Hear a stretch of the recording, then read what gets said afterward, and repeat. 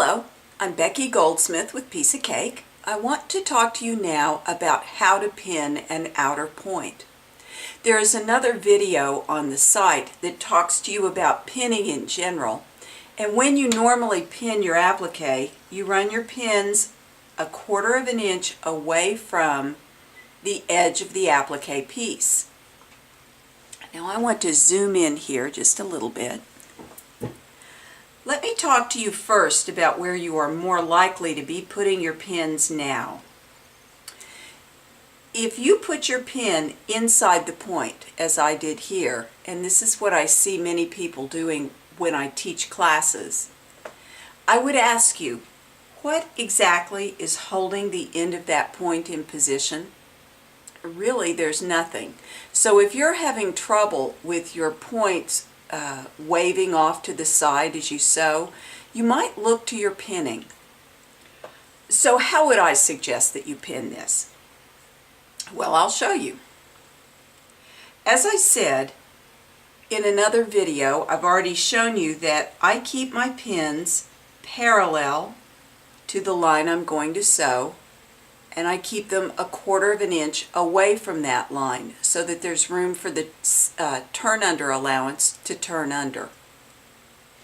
Here, if I'm sewing from right to left with the horizon, as most of you probably do, when I'm sewing this line, I want that line to be held in place all the way to the end. Then I'll stop and I'll make a tack stitch, and then I'll turn and sew the other side. So when I'm pinning an outer point, I would put this pin right here. It is parallel to the line I'm going to sew. It's 1/4 of an inch away from this line that is the first side of the point. And it's 1/4 of an inch away so that the seam allowance will turn under without me having to move the pin. Now that's if I'm sewing from right to left with the horizon. I also show you how to turn an outer point sewing vertically or toward yourself in another video. I want to show those of you who sew that direction where you would put your pin. And that would be, let me turn this just a little bit more. That would be right here. Now in both cases, flatten that out just a bit, the part of the pin doing the work is holding the end of this line in position. Now if I were sewing vertically, I would sew down this line, stop and do a tack stitch, and then of course I would have to remove this pin so that I could turn and sew the other way. And I will go back to the first direction I showed, which is the way most of you sew.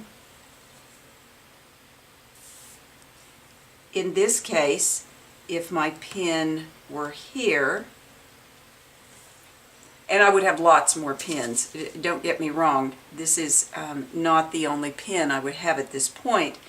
Whether I was sewing right to left with the horizon or vertically more toward myself, I would have pins running parallel to the line on both sides of this point, all the way around the shape of the piece. In this case it's a leaf.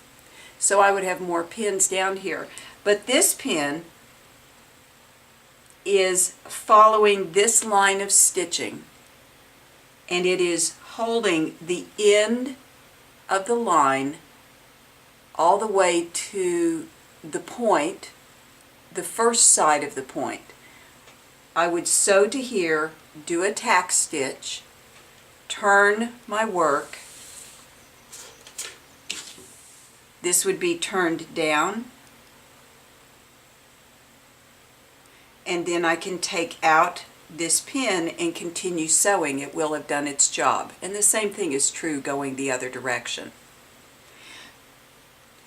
Sometimes in class, people get confused and where they might have been pinning correctly with their pins parallel to the line and 1/4 of an inch away all along, once I show this in class, then all of a sudden people will start throwing pins in over the line and perpendicular to it. Please remember that this is only the case on an outer point, and you pin so that the first side of the point that you're going to sew is held firmly in position until you reach the point. For more instructions on how to sew, how to turn under and sew an outer point, there are 2 videos. One addresses sewing from right to left with the horizon. The other video addresses how to sew from top to bottom toward yourself or vertically. I hope this is helpful. Happy stitching!